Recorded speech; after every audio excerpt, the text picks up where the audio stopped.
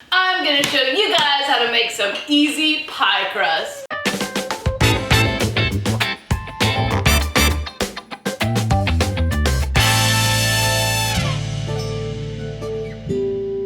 Hi, welcome to Cake Mom. I'm Abby, this is Aaliyah. And on this channel, I share with you some of my favorite tips and techniques, as well as recipes, to help you with your home baking projects. If you're new or haven't already, please consider subscribing to our channel and hitting the notifications bell so that you can see when I post my next video. So it is not 100% necessary, but the equipment that is best used to make pie dough is some kind of a food processor. This is actually a blender, but it has all these fun blades, which are great for chopping up butter. You can do this by hand, but you won't always get consistent results. And if you are looking for a flaky pie crust, what you are looking to achieve is big chunks of butter in your dough. So you don't want it to be chopped up too fine. So what we're gonna start with is putting our flour in our food processor. And then you will want to add a few chunks of your butter, probably about half of it, I would say. This butter is ice cold. It just came out of the fridge. You definitely need it to be completely cold. You don't want it to be room temperature. If it's too soft, it will end up mushed up and you won't have your chunky flakes of buttery deliciousness. Go ahead and add your salt and your sugar. And now we're just going to pulse this a couple times until these chunks of butter have some flour coating them. Don't overmix it and don't over chop it. So now you're gonna go ahead and add the rest of your butter and pulse it a few more times, not much, because like I said, you don't want it to be over chopped up. You want chunks of butter.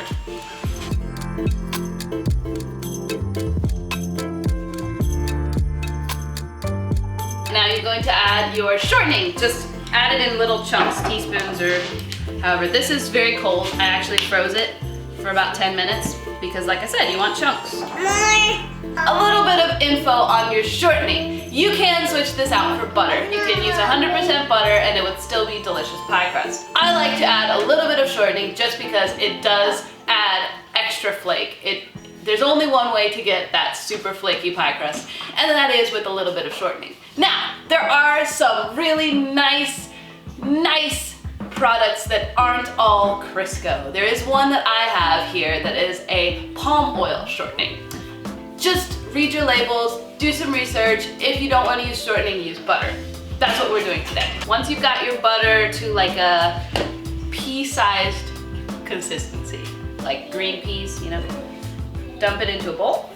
Now you're going to add your ice water a couple tablespoons at a time, because trust me, this will get too wet too fast, and then it's really hard to go back. So just add a little bit at a time until you get the consistency you're looking for, which is just till the dough holds itself together. You still want it to be kind of dry, but not like super crumbly. You want to be able to squish it into a ball and it stays there, but you don't want it super wet and sticky and yucky. So as you can see, I did not knead this dough. You don't want to overwork it or else you'll lose your flakes. It'll be tough and chewy. Whoa, this is what I have. So cool. It's still piecey, but it holds together. So that's what you're looking for. Now I'm gonna split this in half because I'm going to make a top crust and a bottom crust out of this. I'm just gonna shape it into some little rounds. So now we are going to chill these pie doughs, preferably for a few hours. If you can only do an hour, stick it in the freezer so it can get completely firm. If you want to, you can refrigerate these overnight before you use them. So I'm going to cover them completely in plastic wrap and stick them in the fridge. Okay, so our pie dough has been in the refrigerator overnight, and I'm going to show you how to roll it out and bake it. So you will want some flour and a rolling pin, and I like to use a sifter to sift my flour. Before we get started, I would like to mention the surface on which you are rolling your dough out does matter. It is best for it to be wood. It's a lot easier to work with, but you can work with other tops like granite or metal. The wood kind of holds onto the dough a little bit. So if you have a big wooden cutting board, roll your dough out on that, but you kind of want to clamp it to your tabletop so that it doesn't roll around. Anyway, start with sifting a little bit of flour onto your surface so that you don't end up with your pie dough stuck. You don't need a lot and you don't want a lot, or else your pie dough will be weird. Take one of your pie dough discs, Put a little bit more flour on top. Now we're gonna start rolling it out. So I like to work from the center out. I don't like to start at one end and roll across because it ends up with like this side being thicker than the other side. So start in the middle, go forward, and then start in the middle, kind of come backwards. And then you're going to want to pick it up and turn it. This is the important part to making a circle. You just keep turning the dough. It also keeps it from sticking to the table, which is great. So forward and backward, and forward, backward.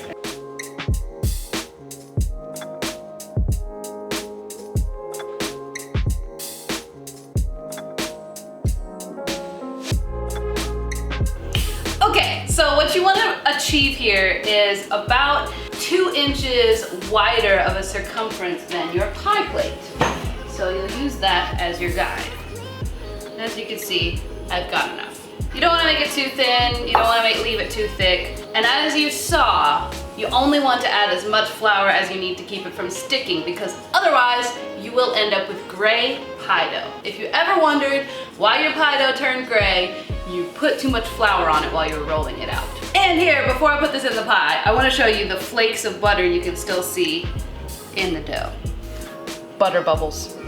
Butter bubbles.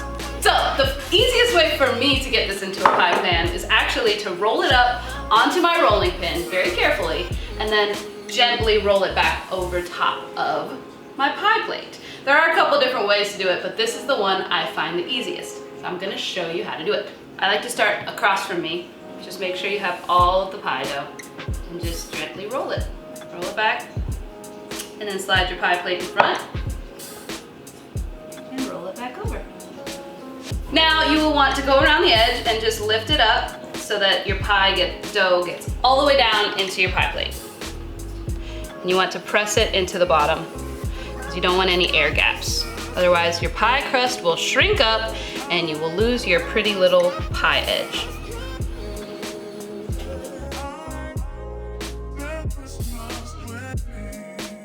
With your edges, you can use this again.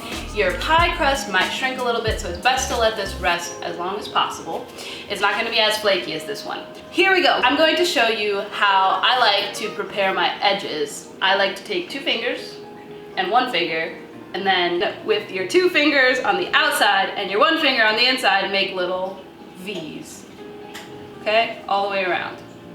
Generally, if you are blind baking a pie crust, it will kind of bubble up and you'll get this weird look. So there are a couple things you want to do to make that not happen. One is you want to duck it, which is literally stabbing a bunch of tiny holes in it. But you don't want too many holes because you don't want your pie crust to just seep through whatever filling you put in there later on. So take a fork and just kind of poke it all the way to the bottom. And I would go ahead and recommend doing the sides too. So we're done, right?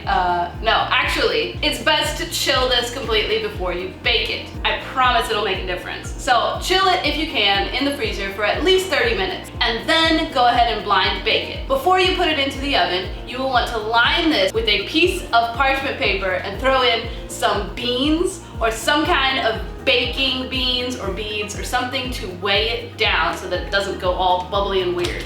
And you're gonna wanna bake it at 400 degrees for approximately 15 minutes.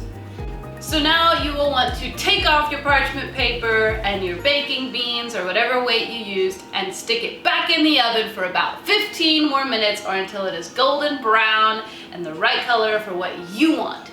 That's the point. It's whatever you're looking for. So here's our pie crust. It's done. It's super flaky, super buttery, delicious. If you look really close on the edge here, you can see all the layers of butter, all the flakiness. That is a flaky crust. It's a good crust too. There's my easy pie crust recipe. Super flaky, and if you follow all of the tips, you should come out with the perfect pie crust every time. I hope you have enjoyed this video. If you did, please leave a comment. Let us know. We'd love to hear from you. Also, consider liking and sharing this video with your friends because it's pie season. Everyone needs a good pie crust recipe. If you haven't already, please consider subscribing to our channel and hitting the notifications bell so that you can see when I post my next video. Have a great day.